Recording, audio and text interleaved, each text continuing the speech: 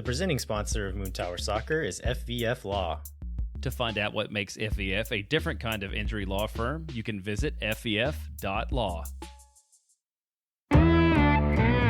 Hello friends, and thanks for listening to Moon Tower Soccer. This week, we'll recap Austin FC's home win against St. Louis. We will preview the away match in Minnesota, and we will discuss the reported newest Austin FC signing and cover some other Austin FC news. My name's Landon and I'm joined, as always, by Mr. Jeremiah Bentley. Hey everybody, I'm Jeremiah Bentley. And Landon, I sent this to you last week because I'm sure you often get this question. People know we've been doing this show for a long time. Often because people read like the headline of, I think, the website and the podcast notes. They're like, since before there was a team. They're like, yeah, since before there was a team. And now we also have the Swoon Tower folks. So I just happened to look this up to see last week how many times we have been, well, I guess not just us, but for the vast majority of times, it's been just the two of us in the microphone. There have been 306 episodes of Moon Tower Soccer released since we started doing this, and 102 episodes of Swoon Tower. So people have had the opportunity to hear you or me or Mike or Steph or some combination of those over 400 times since we started doing this, which kind of blows my mind. Yeah, that is insane. I remember crossing 200 and thinking like, oh, we need to make sure and watch for 300 and say something. And we totally did not and missed it by several weeks. But you sent me that, and I saw Mike and Steph somewhere very shortly after that, and they hadn't remembered that they had done 100 episodes either. So it's very cool, very grateful that folks have been listening for that long and have stuck around for that long or have joined somewhere along the way. But and very grateful to be doing it with you and Mike and Steph, some people that I'm very fond of and I'm very lucky to get to work with. Yeah, and I think we've also talked about this. While this week is a fun week on the field, like sometimes they aren't, and being able to do this with people that you actually enjoy spending time with and interacting with, and like the little group chats we have and stuff, definitely during the hard years and the hard weeks make this a lot easier to continue doing. Absolutely. Well, one other thing, because I'm going to do a little promo for this tomorrow, or at least record it. So I think everybody knows Brad Stuver and then Brad and Carrie Tillery, Verde Keeper Kit, which also is like a blast from the past, right? They made 37 straight videos about getting a keeper kit, what, in 2021 maybe? But I think that's right. Yeah, heavily involved with the laundry project. They do a lot of good work, and they do a fundraiser every year. And this year, the fundraiser is going to be at Butler Park, Pitch and Putt. So on June 4th, more details to come on that. But Carrie, Brad Stuver, and I are going to like shoot a little promo tomorrow. I just learned it's because the other Brad is camping out in his car to try to get a tee time at a very exclusive golf course in New York, and therefore will not be able to do it, which I don't know if he wants me to tell anybody, but when Carrie told me that, I feel like I had to like make that public. Brad Tillery's the kind of guy it's fun to poke a little fun at occasionally, so I think it's worth saying on the show. Okay, and he's a good sport too, usually. We'll see how he is tomorrow. All right, let's move on to the soccer news of the week, and I want to credit Mike Cragnola for reminding me of this. It's a paraphrase of Lou Brown, the manager for Major League and Major League 2, who gets brought up maybe more often than you would think on a soccer show. The paraphrase is, we won a game last week. We win today. That's 2 in a row. If we win next week, that's called a winning streak. It has happened before. Austin FC is so close to being on a legitimate winning streak now. Yeah. We talked recently about highs and lows, and if we're overreacting to wins or overreacting to losses. Where do you think we collectively are right now on the cusp of a potential winning streak?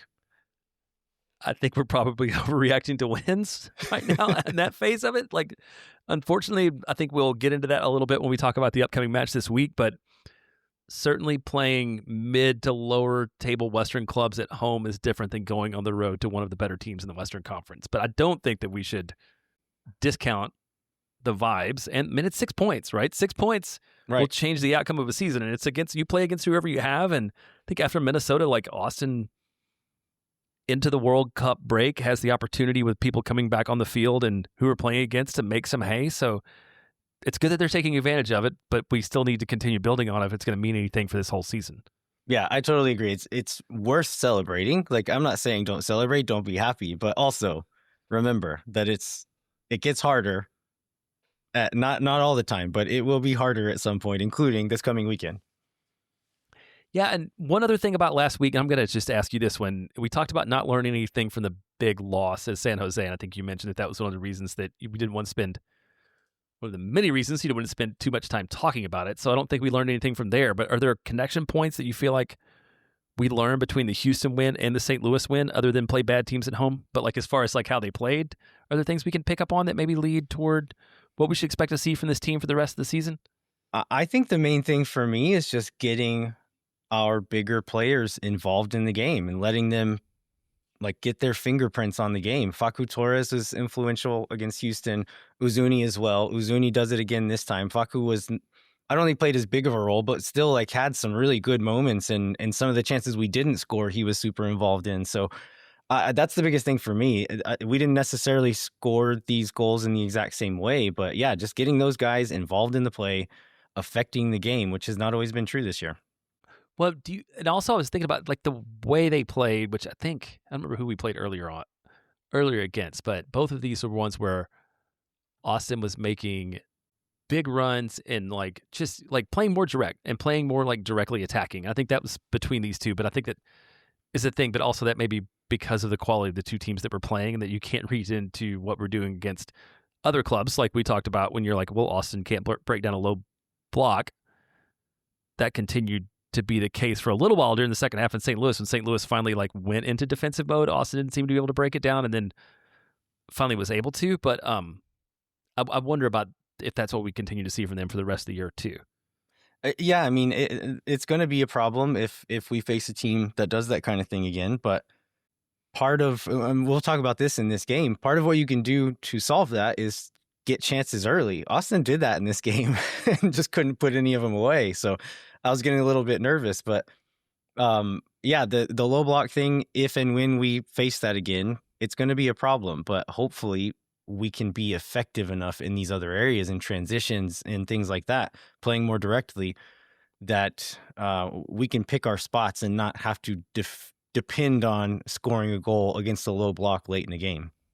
Well, then do you want to, because this is a note that you looked up, both the eyeball test and the numbers test, which is always great when those are consistent with each other. Like, let's talk about Joseph Rosales. Oh man, I was very pleased with the way he played on the initial eyeball test, just watching the game live. After the rewatch, and then after looking up some of the stats from this game for him, I'm just very, very impressed with his performance in the midfield, which I don't, the tools that he has, I'm not surprised that he did that, but I just wasn't sure if it would happen. Like a few weeks ago, we did kind of a few options as what's Austin's best 11, and I put Rosales in the midfield in one of them. But it was like the third or fourth choice, right? It wasn't the first one I listed. But I think he showed in this game that he's a real contender for that spot. And I would not be shocked if later on in the season, when we do have all our options healthy, if it's not Joseph Rosales and Danny Pereira in that central midfield, if he can keep playing like this, which we know his skill, right? Like it's not, I don't think it's a fluke or like he got lucky. Like I think he was just showing what he can do. And I expect him to be able to do that again. Which is super funny for this guy to be the guy that we all thought was going to be the replacement for Beater at left back, who the coach was committed to playing as a winger, being maybe the best option in the midfield. Well, before you go through these numbers, we've always talked about Austin's midfielders being, I guess, not complementary to each other, or, you know, that they all kind of do the same thing, and therefore it's hard to get your best group on the field. Do you think there's anything? You mentioned Rosales and Danny. Like, do they add to each other in a way that makes a difference? I think the main thing is we said this for years, right? Like Danny needs to be paired with someone who can do some of the dirty work for him so that he can be free to push the ball forward. Rosales can do that dirty work. Rosales can cover ground really well. That's another thing. Ilie is willing to do the dirty work and does that organizational work and will try to defend, but athletically speaking, he's lost a step. And so Joseph is a guy who can cover ground, can put in a tackle, can cover that space. And also on the ball is really strong, really safe on the ball, can progress it with the ball at his feet or by playing passes. And so I think as a guy, especially when we're playing like kind of that double pivot where there's not one true deepest six where they can kind of play off of each other, go back and forth with each other, they do some of the same stuff well, but then other stuff they do differently. So I think it is a pretty good compliment. Okay, well, go into the numbers part of this. Look at the boring but accurate Landon analytics part of Joseph Rosales' performance on Sunday. Yeah, and I'm not always a big stats guy. I'm always an advocate of like, you can do things good on the field without it appearing in the numbers. Joseph Rosales did both. He looked good on the eye test, like you said, and the numbers showed up. So looking through FOTMob stats, and this is of both teams, not just Austin, both teams on the day. He had the most passes into the final third of any player on the field. He had the most accurate long balls of any player on the field.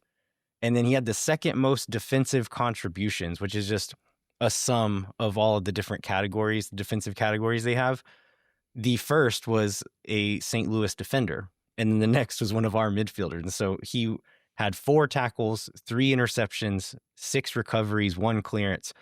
I think 2 or 3 of those categories, he was, again, the leader and for every player on the field. So the numbers bear it out. The eye test bear it out. He was really, really good. And it's like, maybe we see him in another week and we're like, okay, it was just that game. But like I said before, I think he has the tools for this to work and to be the right fit with some of these other guys. Maybe like him and Duber are not the best complementary fit, but I think you can play him with Ilya. I think you can play him with Danny, and maybe in the future, like at some point with like Owen or somebody, and he can do the things that those guys aren't going to do as much, or you don't want to ask them to do as much, and probably slot in pretty well. Well, let's go ahead and move on, and we'll take a break, and then we get into the details of this match, which is a fun one to get into the details of, which is not always the case with this club, especially this year. Yeah, absolutely. So we're going to do the recap the St. Louis match. And then later on, I teased this in the intro, but there's reports that Austin FC signed another player. This will be a summer signing, so they're not here yet, but we're going to do a little bit of scouting report on, the name. Przemysław. Oh, I practiced this earlier. Oh, no. It's hard moment, Landon. We'll save the name for later. Okay. A Polish winger that Austin FC has reportedly signed. And then we're also going to talk about Austin's depth and a question that was posed in a group chat that we're in that will be pretty interesting to talk about. So hang tight. We'll be right back. When no one is around.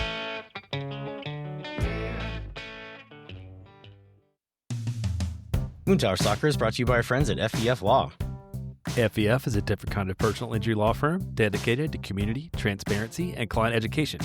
And they have their own podcast called Summary Judgment that you can check out wherever you get your podcasts.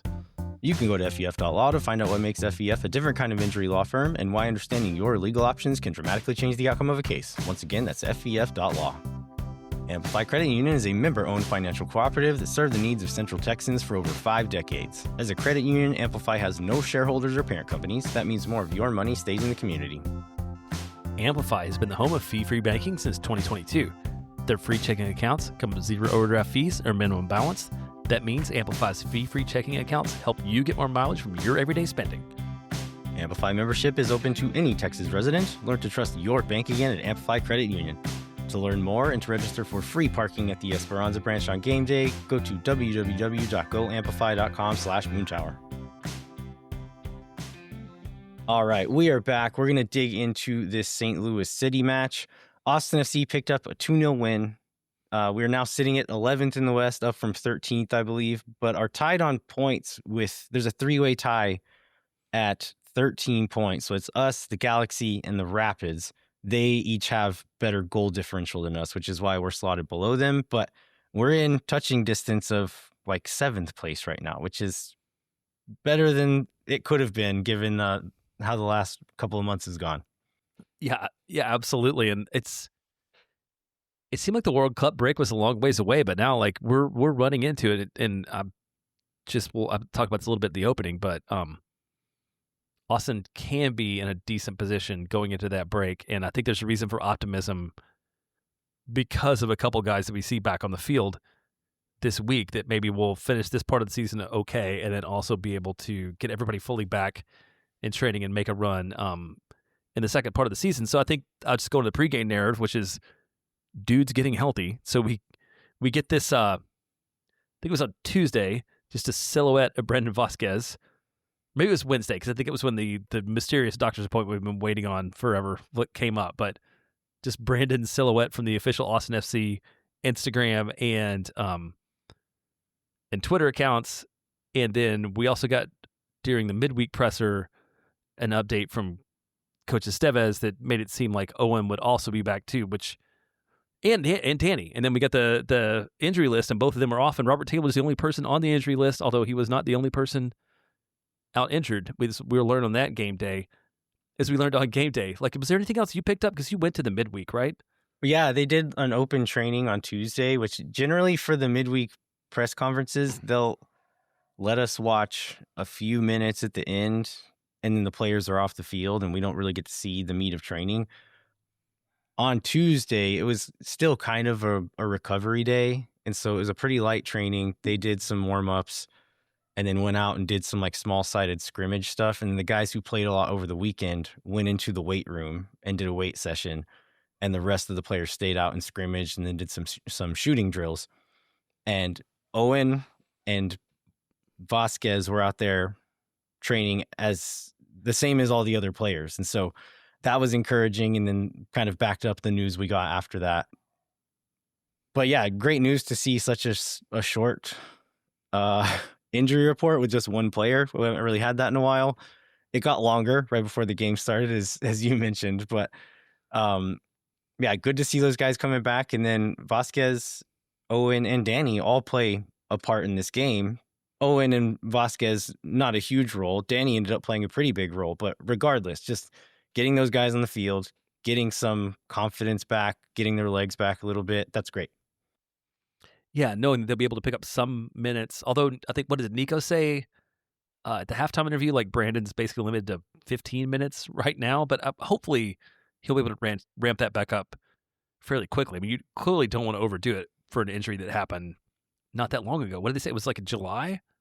Yeah, July 8th, I think, was the date. So 15 minutes this week. You could see that being 20 or 30 next week, and then maybe starting a game by the time before the World Cup break, but probably not too many. But playing a bigger role in each one is a real possibility. Yeah, and the other thing I wanted to mention about that one is, like, obviously we've talked about this. My wife is not the biggest soccer fan in the world, but she happened to be watching when Vazquez came in, and she's a very big fan of Brendan Vazquez as a handsome man, which she's like, wow, you never told me about this guy. It's like, what are you talking about? Like, I went to the introductory press conference. Like, I talked to you about him. Like, you just didn't pay attention so you actually saw him. But Brandy Bentley, big fan of Brendan Vazquez. I was going to say, I find it highly unbelievable that you have not talked about how handsome he is in your house at some point. No, for sure. I have. For sure I have. All right. Let's go to the lineup, which originally was announced an hour before the match as the same lineup, I think, for the last couple weeks. So it's Stuver, Dessler, Svatak, Heinzak, and Buteru, Torres, Rosales, Sanchez, and Nelson was on the sheet. Then Ramirez and Uzuni up top. Game starts. Nelson's a late scratch. John Gallagher starts.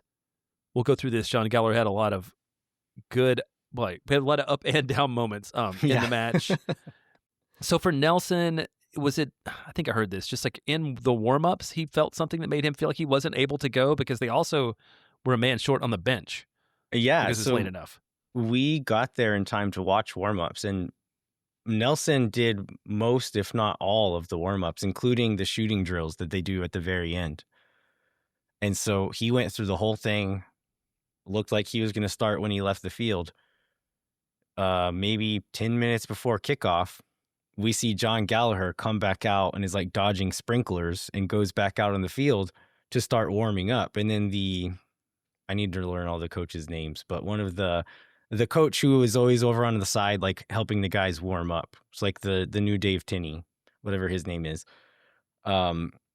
He came out with John and was warming him up. And that was when I was like, oh, okay, somebody is not going to play. And I was afraid it was, I mean, the options were Jaden Nelson or Mikael Dessler. And I was not excited about either of those prospects, and it ended up being Nelson, and Gallagher slots in. But it's really frustrating to see Nelson have like whatever issues he's having. It was the back before, it was the lower leg last week.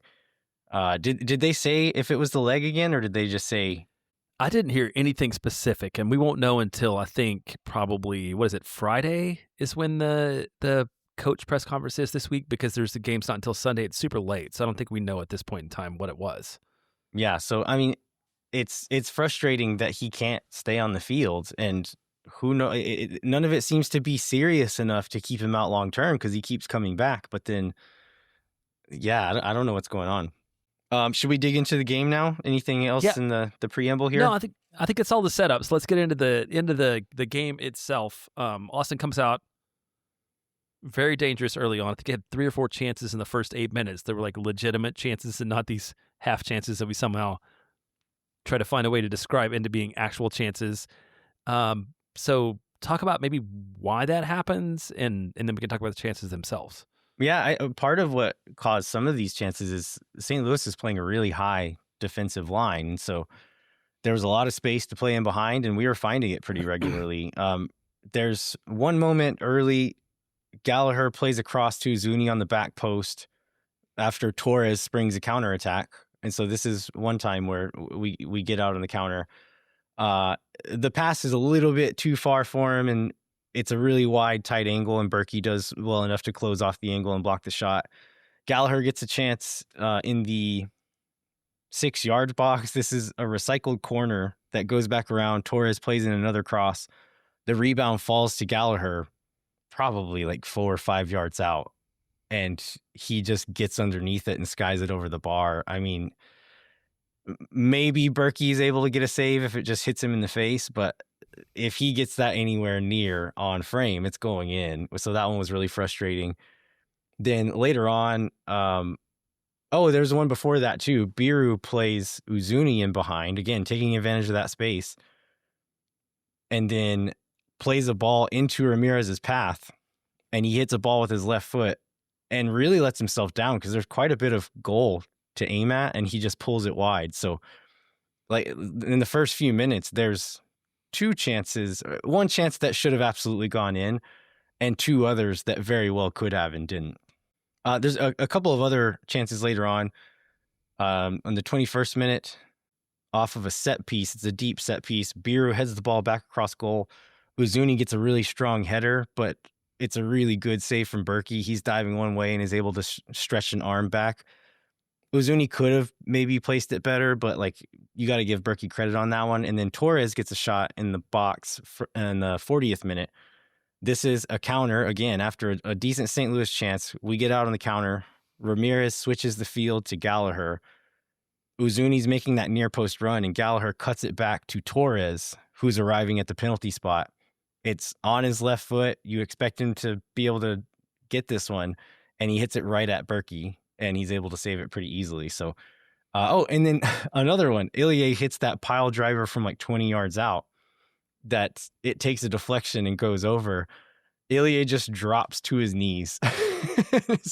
Just looks devastated because he was like, I imagine thinking that was going to be the best goal I ever score in my entire career. And it got deflected and didn't go in. And it gets just deflected off. I know. No Continental Tires ad is coming out of that one. Yeah.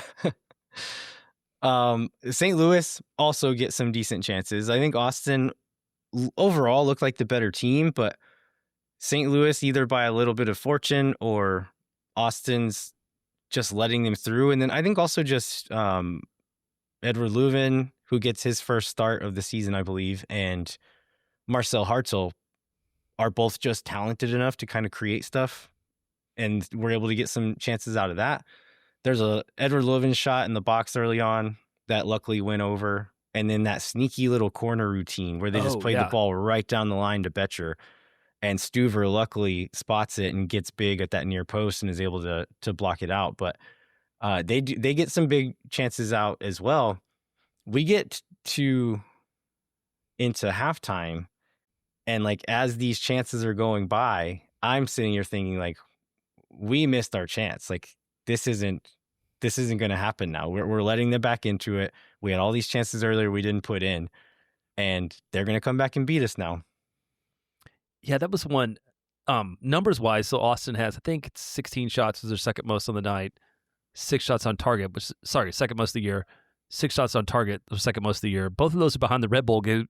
Red Bulls game, they won 1-0, which was kind of crazy that they didn't get more production out of it. But on the if you look at the momentum chart throughout this match, first half, second half, it's like there's not a lot of evenness. Like it's all extreme. Like it's either all green or it's all red, and it's like back and forth like an EKG or whatever. Like there were a lot of nervy moments going both ways going forward, and this game turns out where if you take advantage of your chances, goals change games. It'll work out for you. So it does for Austin on the night, but it was easily one where things could have gone very different. Both, like you said, like especially like the front line of St. Louis is a very talented group of individuals, and Austin makes some bonehead plays on the night. And just like we've done this, 300 times? Even though we haven't played 300 games, 278 of those, Brad Stufers bailed us out. Yeah. Before we get to halftime, we would be remiss not to plug in our newest segment, the weirdest thing Biru did in this game. Oh, yeah. There's a lofted cross from Uzuni towards the back post, just a little bit too tall. Guilherme Biru is going up and just decides to give it a little bit of help with his right hand and just slaps the ball into the goal. Oh, I can use this. It doesn't quite work, but kind of. Brad, big hand. Guilherme, big hand. Yeah, and like whole elbow. I mean, it wasn't even close. It wasn't like his head was there and it like accidentally glassed off his, his hand or something. Like it was just redirection on the arm. 100% intentional. It was with the palm of his hand. He throws it up and like slaps it in as if it were like a guy going up for a rebound in basketball and just like tapping it back into the goal. Live, I was like, that didn't look right, but I'm not close enough to know exactly what's going on. Did you spot it live, or did you No, get lost in the I mix started there? to get even though it was close to where we were, like I was still excited, in the moment. But then nobody reacts in the way that you expect players to react. I'm like, clearly something is off here. Yeah. So they get up and Biru starts pointing down at Gallagher for some reason, and there is a defender in between Biru and Gallagher, and that defender kind of bowls over Gallagher in the process of all of this. And so I kind of think the VAR check was, if not entirely, partially to check if that was a foul on Gallagher in the box, and maybe it was a penalty before the handball happens, but it wasn't. They don't give it, and they give Biru a yellow card for playing the ball into the goal with his hand. And then Biru kind of is laughing a little bit, running back down the field. And then as they're doing the VAR check, I spotted this on the rewatch, but him and Heinz Eich are standing at midfield watching the replay on the big screen. And Heinz Eich is just laughing, and Biru's like kind of telling like, hey, check this out. Come on. Yeah, I did notice that on the replay. Yeah, man, that would have been the wildest goal of the season if Gallagher had gotten bowled over and Austin would have gotten a PK and then scored that with it all being set off by like a Guilherme Biru spike into the back of the net. I got to also the club posted it on their socials saying the hand of Biru. Is that what the caption they put on That's what it said. Yeah. And so I got to tell, my parents were in town for the game, and I got to tell them, they've only started watching soccer since Austin FC has existed. They did not know about the Maradona hand of God. And so I got to introduce that into their lives, which was fun. So we go into halftime. Again, scared Austin has wasted their chances. St. Louis comes out a little bit more defensive, sitting a little bit deeper. And not long into the second half, I start feeling even worse because Mikel Dessler, my favorite player, does one of the worst things you'll see in this game. And there's a corner. We're trying to drop it back to just kind of recycle play and keep the ball. the ball's bouncing. Dessler tries to hit it out of the air, and it catches a weird bounce, and he doesn't hit it squarely, and it gets nowhere close to arriving all the way back to Stuver like he was intending to. So Marcel Hartl picks it up. He's running back at Stuver, and he has Simon Betcher running up the other side with him. He ends up playing a square ball to Betcher, but the pass is a little bit off, and Betcher scuffs it, and it goes wide of the goal. Very, very lucky mistake for Austin here, but I want to give some credit to Brad Stuver for the way he plays this. You could panic a little bit, right? And think like, okay, we're screwed. I have to do something drastic. Brad comes out, like closes the angle, but holds his ground, waits for Hartzell to get closer. And as he gets right up on him, Brad like does a little juke towards Simon Betcher's side of the goal. And I think the intention was like making Hartl think that he's going to have the shot available. And so he jukes that way, but then dives back towards that near post. And Hartl is like, there's a replay that shows the reverse angle, and you can see his face when Brad's doing this. It doesn't look like he makes the decision until right when he plays that ball. And so I think it's not crazy to say that Brad kind of forced the error in making that pass not quite right in Betcher's stride. Because if it is, it's an easy goal, but it's a little bit wide. Betcher has to kind of stretch for it and can't wrap his foot around it, and for that reason hits it wide. So I like lucky, sure, but Stuver definitely deserves some credit here. Yeah, he does. Is that the one? Does it go off the side netting? Yeah, he hits the side netting. Yeah. Okay, that was one of those where it was like Brad did at very first. It was like Brad did great, and then it was like, oh rats, like because you see the net rattle. Yeah, and I imagine from your side of the field, yeah, it probably looked like a goal. Yeah, I see the net rattle, and I'm like, well, obviously he's going to score on this, given like the chance given, and then I was super relieved to see that he didn't. Which reminds me, on your side of the field, it looked quite toasty on the east side. Okay, I noticed a lot of times there's a lot of people on the east side disguised as open seats, even though I know they have tickets because they're like underneath something trying to find shade for these afternoon games. And I was thinking about you when I saw that. Yeah, we put lots of sunscreen on and did okay, but it was pretty warm. So much so that we waited until the very last second to come back to our seats at halftime. And because of that, we missed this terrible kickoff routine from St. Louis where they try to play a little 1-2 and then play it wide out to somebody else and just kicked it straight out of bounds. So yeah, that's right. I missed that live and saw it on the replay. Yeah, somebody on Instagram asked us to talk about the routine, and I forgot to go back and pay attention to it on the rewatch, or I'd rewatched it earlier. So you don't get a full diagnosis of it, but you get a little bit of Landon's take on it from watching it on TV. So it's a little less eventful in the second half, but both teams still getting some chances. Austin FC finally gets this goal in the 69th minute. This is Christian Ramirez. There's a corner coming in. Facu Torres just misses a few Austin heads. It just buzzes over the top of a few people, falls into the box, kind of takes a deflection out. Spatak does a really good job of hustling back, and he slides, pokes the ball back to Uzuni to keep the play alive. And Uzuni takes a touch, squares it to Danny, who's on the right side there. Danny hits a beautiful little chip pass to the back post. And Christian Ramirez, I did not celebrate this goal because watching it live, I was sure he was offside. But watching on the replay, he times it perfectly. His movement is really good. Number 32, I can't remember which defender that is, but he's drifting back towards the goal.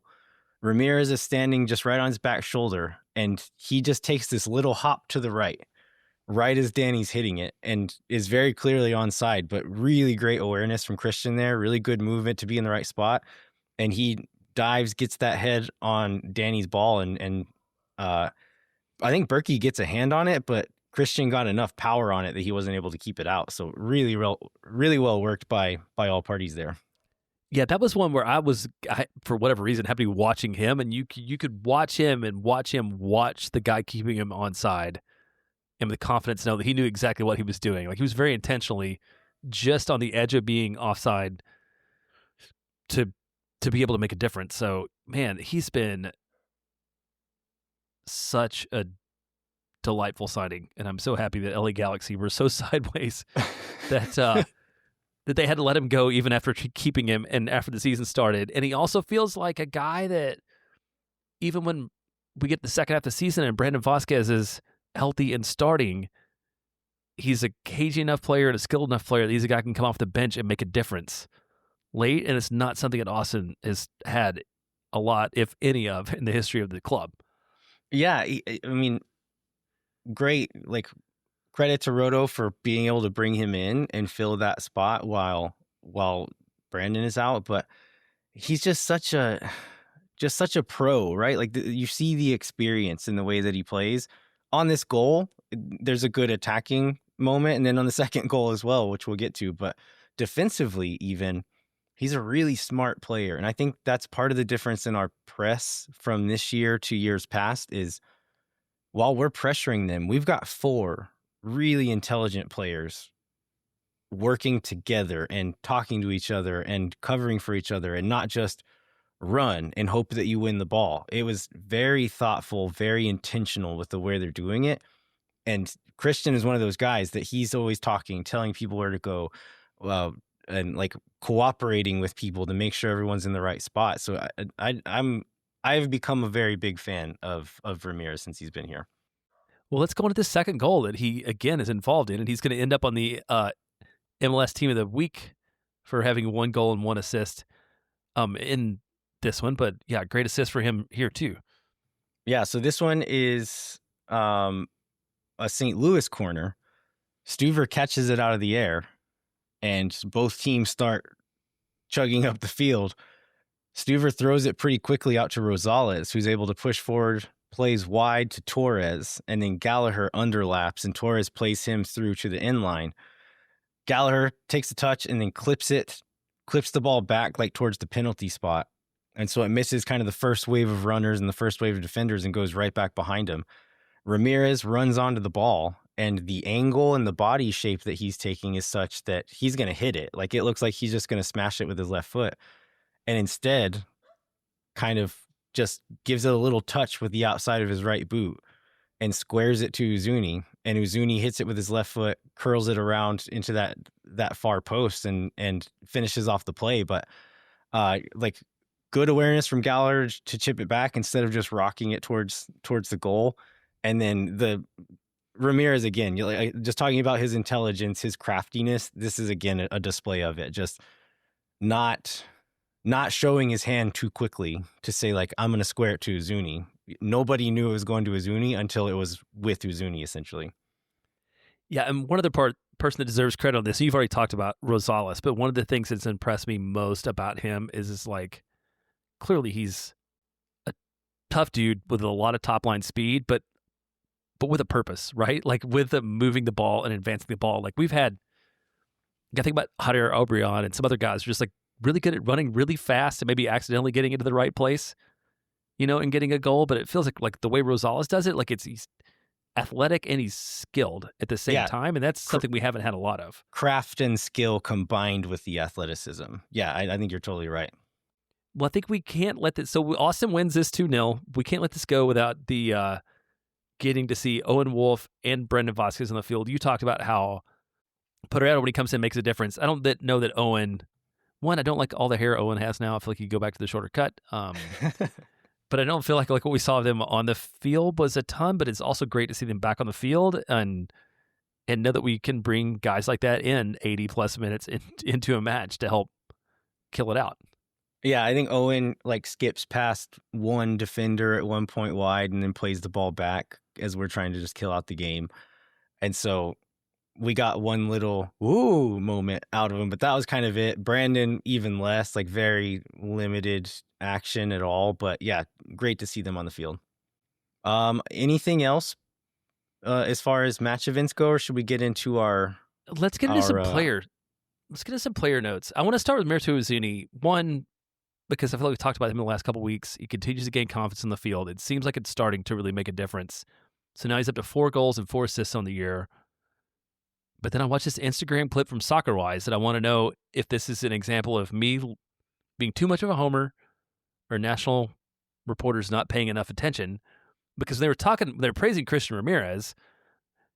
They talked about how it was great to have him paired with Gallic Uzuni, who doesn't run all the time and doesn't get back in defense. And I feel like Uzuni runs up and down the field nonstop the whole time he's on the field. And I was shocked when I read that comment or heard that comment on Soccer Wise today. No, Uzuni runs like crazy all the time and never stops. Okay, good. Well, that was my perspective. Like, maybe I'm watching a different set of matches than these guys are. Or maybe they don't watch every single minute of every single match of every single team like we do for this team.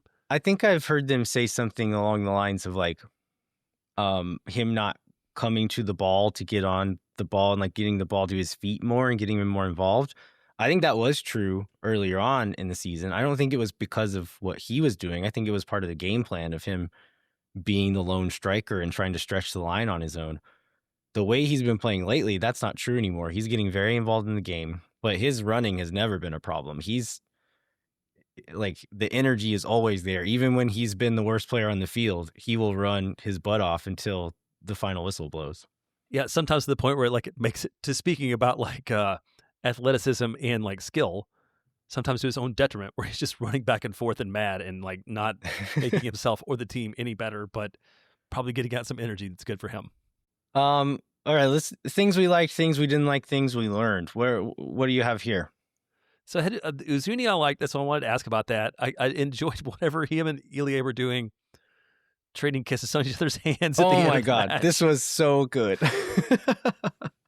So there's a close-up late in the game of they're showing Nico Estevez, but in the background you can see the bench, and it's Ilie, and then who's in the middle of them?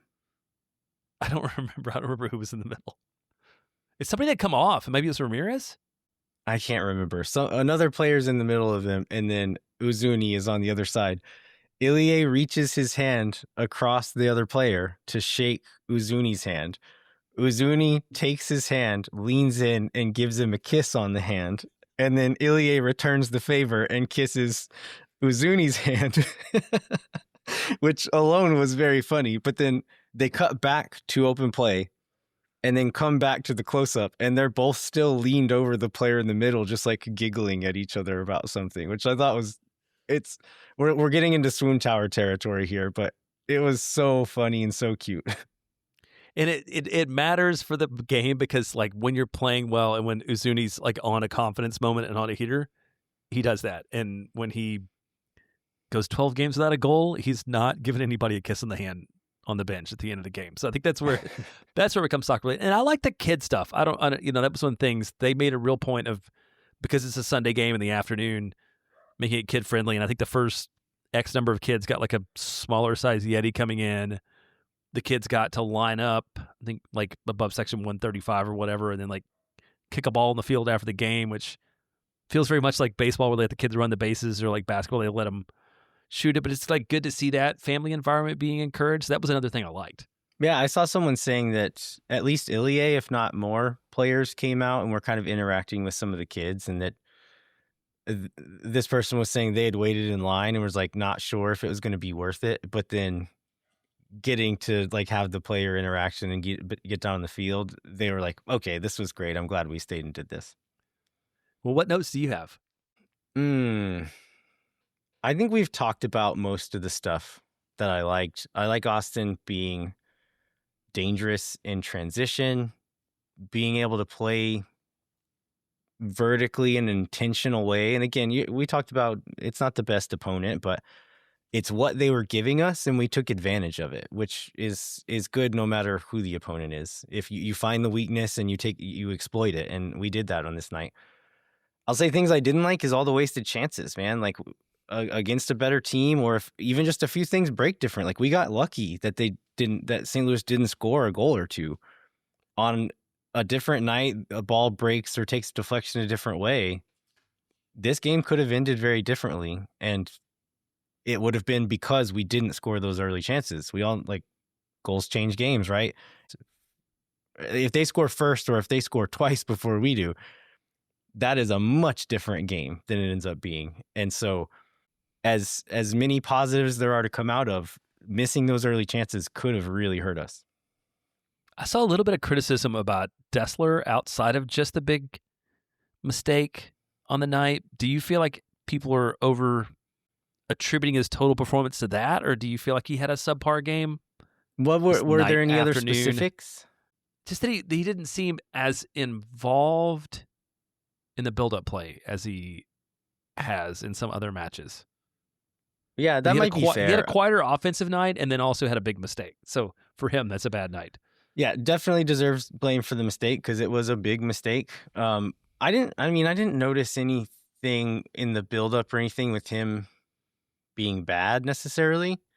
And so, yeah, I don't know. Maybe if I watched it back and was watching for that, I would see something different. But I didn't notice it specifically. I still think just as strong on the ball, and like when he receives wide, he can take a touch around a guy, he can dribble by a guy and extend the possession in a way that not many players on our team can do. And so when he's not out there, if Gallagher receives it wide and he doesn't have options in front of him, he plays it straight back. Dessler can receive it and do a little turn, take a touch around a guy and kind of extend the possession. It doesn't always go anywhere, but you're keeping the defenders guessing by just having the ability to do that. So, yeah, I don't know if it was his best game, but I'm still putting him on the field. Still on board. Yeah.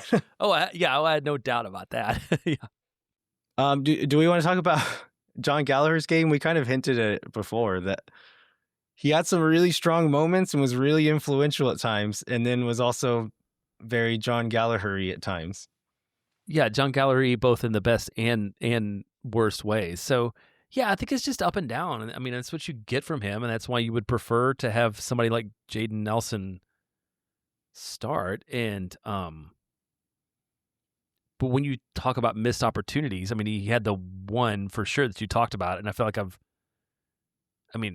more than once seen him like grab his big beautiful head of hair and like throw his head back because he knew he'd made a mistake of some sort, whether it was that shot or like a pass that didn't quite go right or whatever. I mean, it's something's always happening when he's on the field. You notice him. Yeah, I think this was a good game for him.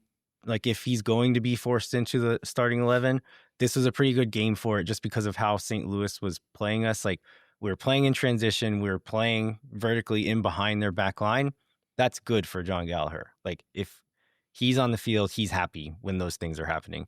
If it's a different game and we're trying to break down a low block or having to use the ball to beat a team, that's a bad day for John Gallagher and a really bad day to be missing Jaden Nelson because he's one of the few guys who can do something special in those moments. All right. I don't think I have anything else, Jeremiah. Anything else on this game? Yeah, I don't have anything else on this game. So let's take this next break and then we'll talk about this player signing that you teased, and then we'll talk about the Minnesota match. Sounds good. Moon Tower Soccer is brought to you by Sage Wilson Realty. Use Sage Wilson Realty to score your next home. While the rates are back to their lowest level since 2022, don't get caught offside. Don't throw your arm at a ball thinking you're going to score your next home when clearly you're not going to be able to do that because people have eyes. And VAR exists in this world, even if the rep happened to be looking completely away from it. Yeah, Sage Wilson Realty Sage Wilson Realty knows all the rules and will tell you not to throw the ball into the goal with your hand. The right strategy can turn today's opportunity into your winning goal. If you're looking for Sage Real Estate advice in Austin, contact our friends at Sage Wilson Realty. Be sure to check them out online at sagewilson.com.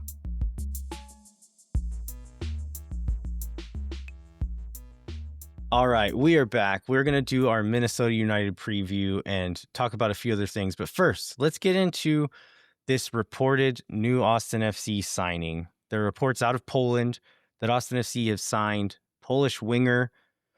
Here goes the pronunciation. Przemysław Płacheta. I'll take it. Apparently the PL with a line through it, it's like a W sound. And then the CH is like a So you will be unsurprised to know that his time in England, people just called him Shimmy, short for Przemysław.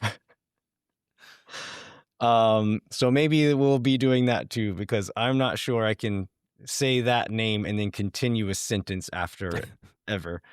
You're just kind of spent when you get to that. Yeah. Get through that. 27-year-old winger, played for the Poland youth national teams and has 7 caps for the full national team. This news is coming from Tomasz Wularczyk, who is a very reputable reporter in Poland. And the language from this reporter was not in talks or interested. It was signed. Like, this player has signed for Austin FC. So I think we can take that as gospel at this point.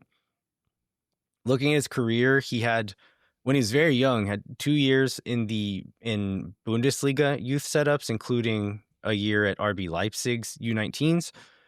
He turned proper pro at 21 in Poland and then went to England at the age of 22 and has been there for like the last 6 or so years, playing at Norwich, Birmingham City, back to Norwich, then Swansea, and then Oxford United is his most recent team. And his contract will be expiring at the end of this season. So mostly playing in the English Championship, which is their second division, but was in the Premier League for 1 season. I think he had 12 appearances in the Premier League, which pretty good, right? Yeah. But most of the time in the Championship.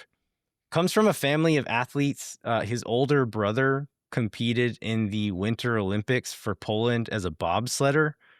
And Przemy also competed in bobsled when he was younger. And so bobsled is a sport where there's maybe one of the guys needs to be skilled at something. The rest of them are fast and strong and athletic. And so I don't know if he was the driver or not, but he did bobsled, which I think tells you a little bit about his athleticism. So he plays mostly as a winger and can play on both sides, but has played some fullback and wingback as well. Really good top end speed, really good work rate, will track back and defend. Not amazingly skillful on the ball, I'll say, but strikes a really heavy shot. Like, the goals he does score are often bangers and struck really, really hard. And another thing I liked is that playing on either side, he's really comfortable playing in a cross with his right or his left foot. So that was good. I will say, let's not get too excited after I just talked about all these good things he has. Some of the negatives here are he has a record of injuries. So he's missed quite a bit of time over the years with various injuries. Most recently, a hamstring that is keeping him out of the tail end of Oxford's season this year. And his numbers aren't crazy. Like, he had 8 goals and 3 assists in Poland, his first top flight year there. But since then, his best season was in the 24-25 season with 3 goals, 3 assists in the championship. So not a ton of output really from this guy. Which is, I think, cause for pause, because there's a lot of guys that Austin has gotten over the years that have like seemed really talented, and then the output hasn't been great, and then they come to Austin and they look like great in spurts, but the output hasn't been great. But what I hear you saying is he's a combination of Mikel Dessler and Robert Taylor. I think maybe he's a combination of Robert Taylor and CJ Fodre. Oh, okay. Yeah, I was thinking good work rate, will track back. Also coming on a free at the end of the expiration of that contract. Well, that was his Dessler part, and then the often injured is his Robert Taylor part. Yeah, that tracks as well.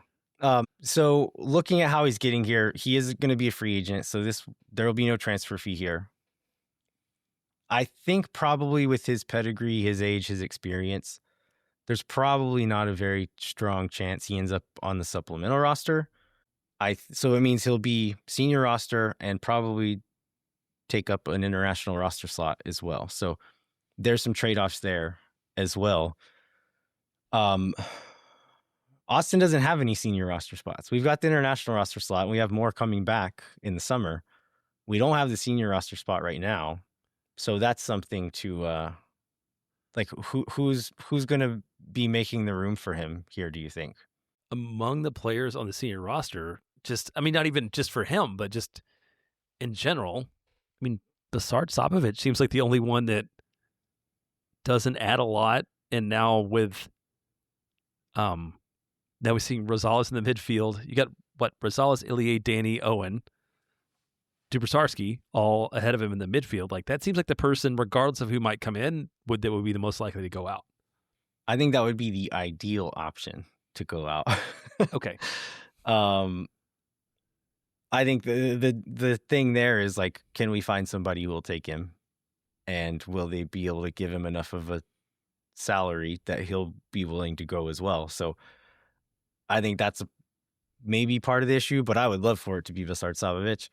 I think the other options is you look at like the left back depth chart as well. Earlier on in the season, we were sure Biru was gone, right? So he's been up and down, like kind of sporadic as he tends to be, but on his day is a really good player and a guy I want on the field. So it could be him because there's a market, but do you think there will be a market for Kolmanic? Like, could we get rid of him and open up some space? I just don't know where the market is for him. I mean, I was with Sabovic, I'm thinking like, do we just buy him out? Because that's an option that's on the table. Right, he's got one more full guaranteed year on his contract. Yeah, but I don't want to buy Robert Taylor out for a guy that's also hurt just as much as Robert Taylor is. That doesn't seem like an option either. Yeah, I would be a little disappointed if we sold Biru at this point, especially because he's still pretty cheap. Like to have a guy that is that impactful and that inexpensive, that's a valuable asset to keep in this league. Where Kolmanic, like he's not expensive, but he's not as impactful or valuable as Biru is. But like you said, the market's not. You got to find a so, partner though, right? Yeah. Yeah. We'll see. I mean, all will be revealed in the near future, but somebody's gonna have to go. Fingers crossed that it's Sabovic. Yeah. Well, I think this leans into the next thing that we want to talk about before we get to the Minnesota preview. Oh wait, any other questions or thoughts or concerns about Shimmy? I think just the results. I think the results versus possible talent are like the biggest concern. Yeah, it being a free transfer makes it lower risk. The cost will be less as far as like how much of the salary budget he takes up, but I'm not getting too excited about it just because of the lack of output. Like an experienced player, he's decent size as well. I think he's listed as 5'10", and so decent size, good athleticism, good experience, but I don't think he's coming in to push this team to a higher level than what they're at right now, really. Well, I think because the summer window is coming up, but like given Austin's roster situation and financial situation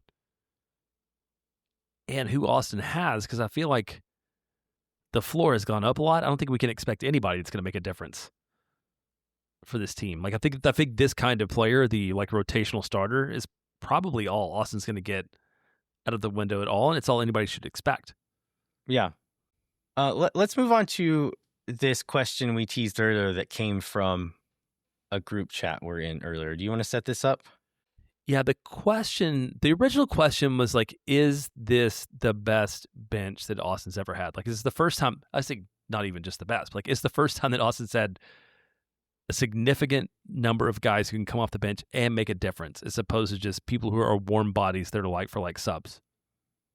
Yeah, the original question came from Mike Cragnola, who asked, is this the best bench we've ever had in this specific game? I didn't go back and look through all of the Austin FC benches, but if you're looking at a group with, let me pull this up. I'll read out the names on the bench here. Danny Pereira, John Bell, Owen Wolff, Brandon Vazquez, CJ Fodre, Damian Loss, Besart Sabovic, Nico Dubrsarski. It's got to be up there, right? Like, do you think there's any other team that could have even possibly matched this one? No, I don't think so. I mean, even we all got annoyed by it in 2022, but the whole national narrative around Austin being like where they were because everybody was healthy and they weren't really that deep and they were overplaying their results, like, has probably been borne out to be true, like down the road. And that, this bench for this game doesn't even contemplate that John Gallagher should have also originally been on it had Nelson not gotten hurt. Yeah, that makes it even stronger for sure. Our buddy Mark was pushing back and saying that any bench with Driussi on it was a stronger bench, where there were some games where he was rested or coming back from injury and didn't start a game. I would push back on that to say that one player makes the bench better, especially when Owen Wolff and Brandon Vazquez are there, and Danny Pereira. Like, I think this is very likely the best set of players. I don't think it's not the best bench, though, for the right reasons necessarily, because a lot of these guys are coming back from injury, and that's why they're there. Yeah. It's not the best bench because we had a bunch of other guys who are playing better than them and they can't make it on the field. But still, even when these guys are starting games, our bench will look much better than it probably ever has in the past too. That's what I was going to say. So, but yeah, if you replace that with like Christian Ramirez, Ilie Sanchez, and John Gallagher, right? Like that's still one of the best benches that Austin FC's ever had. Yeah, for sure. So I think finally the promise of this team being the floor moving up and to the point like where you don't have Jaden Nelson and you continue to not have Robert Taylor, and like it's okay. Is like it shows how much better Austin is now than they have been in the past. Because there's a situation where like we can't lose any one of these guys. And over the last couple of weeks, Austin's been fine with not having Owen or Vazquez, and Austin's fine having like a couple wingers injured because they're like healthy bodies who are talented who can fill in, and not just anybody that fits in a jersey. Yeah, definitely. All that said, I can't wait for Owen to be on the field more regularly. I can't wait for Vazquez to be on the field more regularly. We talked about this a little bit earlier with Vazquez. How far out are we from seeing these guys get more minutes? Owen came on a bit earlier, but still didn't play that long. And then Nico said that Vazquez was set like limited to 15. He didn't get that many in this game. So what would you set the over under for starts for both of these guys through the World Cup break? Which is only 4 matches. So I would I think Owen's going to pick up 2. I think Owen picks up 1 in the week we'll preview next week, because after Minnesota, then there's a 2-match week with San Diego and Sporting KC. So I could see him starting one of those and starting against St. Louis. Is he getting those 2? Like Brandon, like maybe 1? I feel solid with 1. I don't know. What do you feel like? I think if we're setting like betting lines, I think Vazquez's line would be 0.5, and I would not be sure which side to go on that. I would hope it's 1, but if the line were 1.5, I would probably not take that over. I would take the under on that if I were betting on it. Owen, yeah, maybe Owen could get 2, but I would not be surprised if he did not and also only started one of these games. And some of this probably depends upon how the team is doing. So it's a 2-game win streak. If they win a 3rd in a row and now we're in 7th, like why not, why push everybody? Why not wait? And we're also not in, we're not in the training room. I don't know how Owen's recovering, or if it's just like all of a sudden like, oh, he's good now and running, I don't have that insight into being able to do it. I do know with a 2-match week, I would be very surprised to see him start both of those. So I think that's something that's off the table. Yeah. I don't think that's going to happen, but even if we can get them up to 30, 45 minutes, like that's great. Yeah, and still it's just good to have the opportunity to throw those guys on late and know they can make a difference in a game other than some of the other options that we've had. Even CJ Fodre level options. Even though he was really good last year for a few weeks coming on late in the game, I would way rather throw on Brendan Vazquez late in the game and need something out of him than CJ. I would argue CJ was good for a few minutes last year. Well, okay, that's true. He was good for a few minutes, a few weeks in a row. 13 minutes across 4 games. He was amazing. Should we move on to our Minnesota preview? Yes, let's go on to that one. All right. Where is Minnesota at this year? We've already seen him once, right? We've already seen him once. Yeah. I forgot they played 13 times already in the seasons that Austin has played. You went to one of them, right? Didn't you go to a COVID-y away match in Minnesota when there were almost no Austin people there? Yeah, Austin's first away day in Minnesota. I think there was fewer than 10 of us. I think maybe like 6 or 7 traveled, and then some people were like Mark's family who lives up there came to the game as well. So it was not very many. And I think they were still at 50% capacity total anyway. Yeah, so in the history of this series, Minnesota's won 6 times, Austin's won 5. They've drawn to, I think the most notable performance last season was the U.S. Open Cup semifinal when Austin beat Minnesota. So that's a fond memory that we have. Maybe one of the top 2 or 3 performances like in club history as far as memorable games that meant something. This year they're in 6th in the West.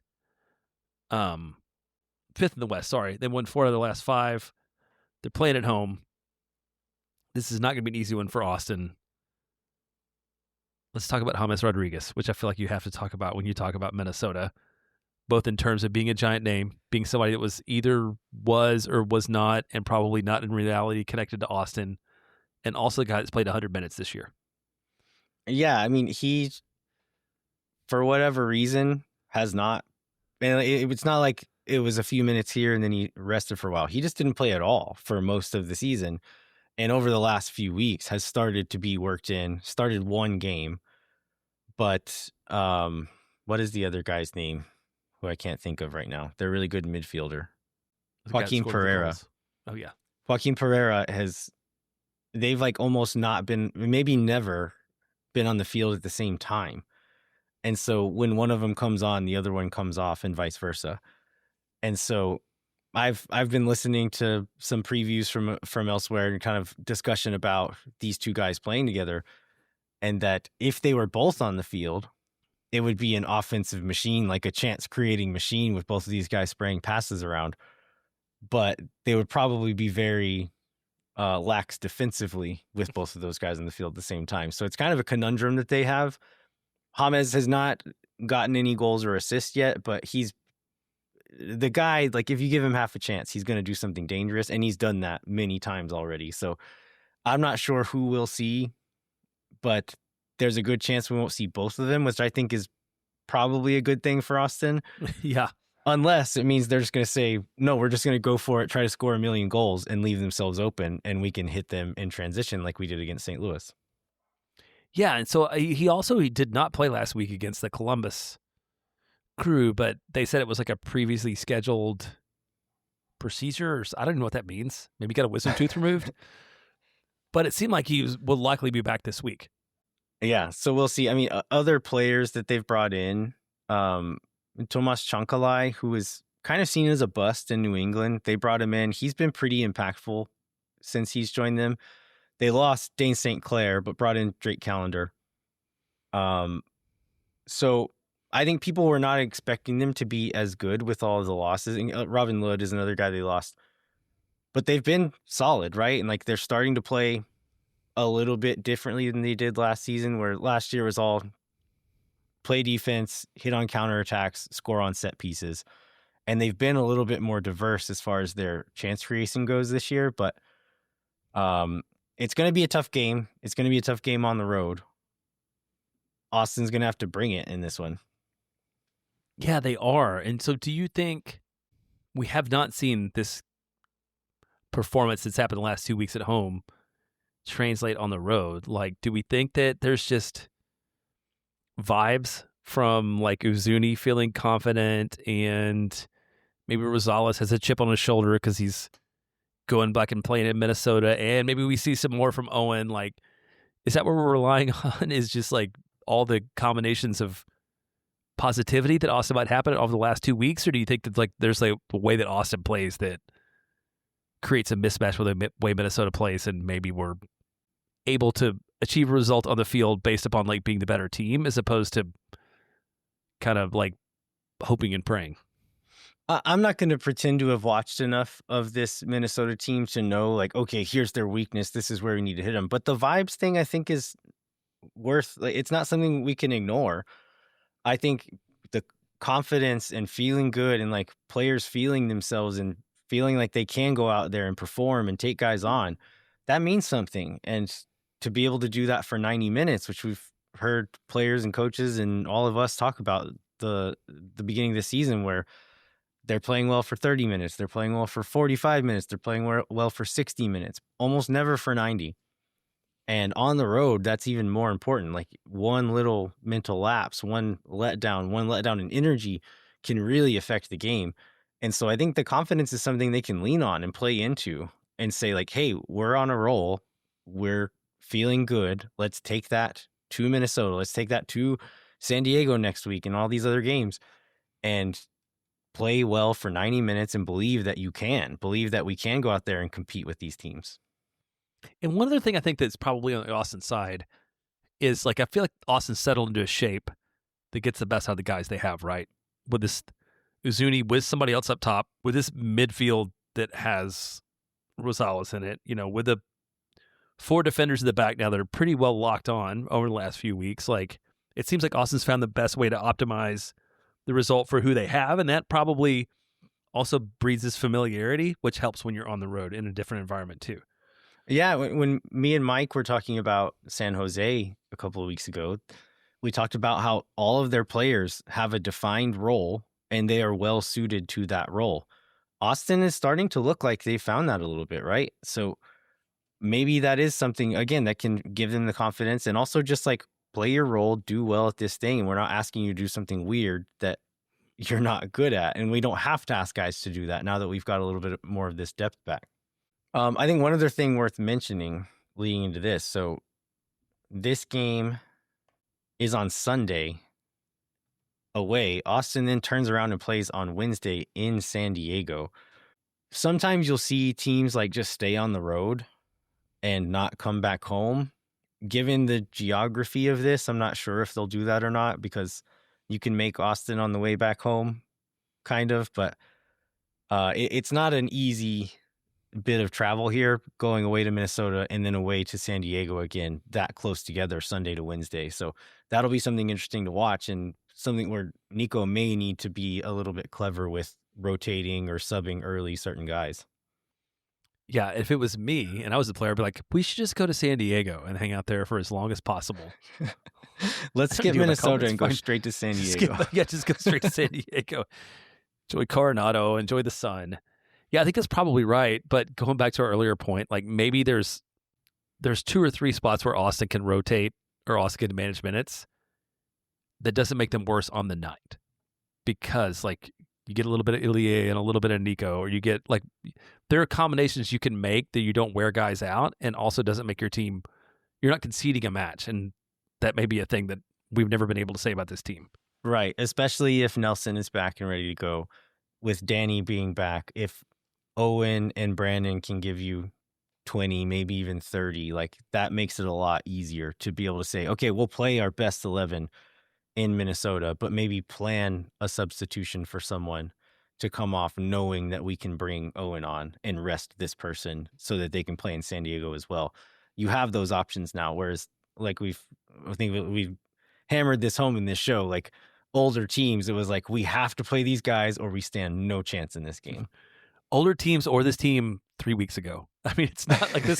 This history is not that far back of a history. And I think we're just like running on the vibes of it not being the case right now.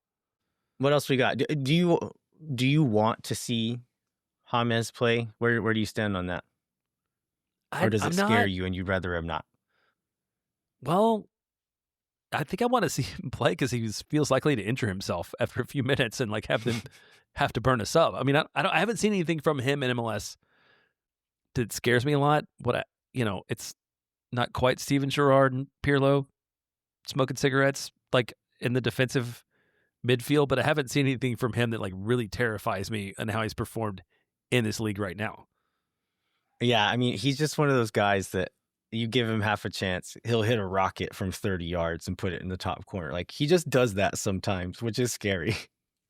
It's great. So now he's going to score a brace. I'm going to have to go apologize next week. It's like in 12 minutes for dismissing his ability to score.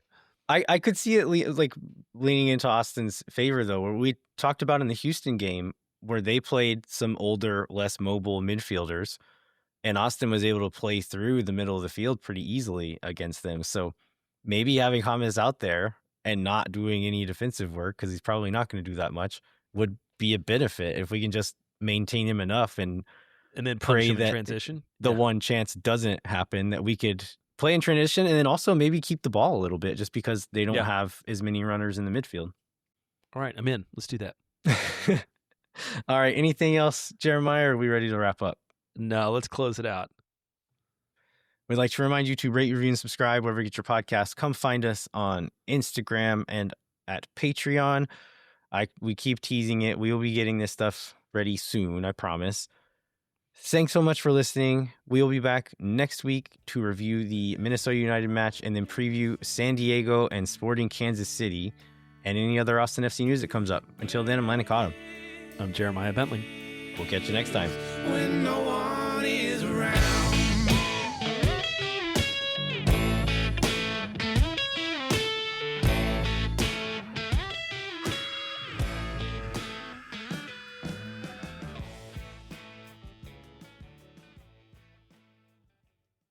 Think for nothing, you never. La gente. Oh my God. Because they love cheap boom boom sauce. Yeah.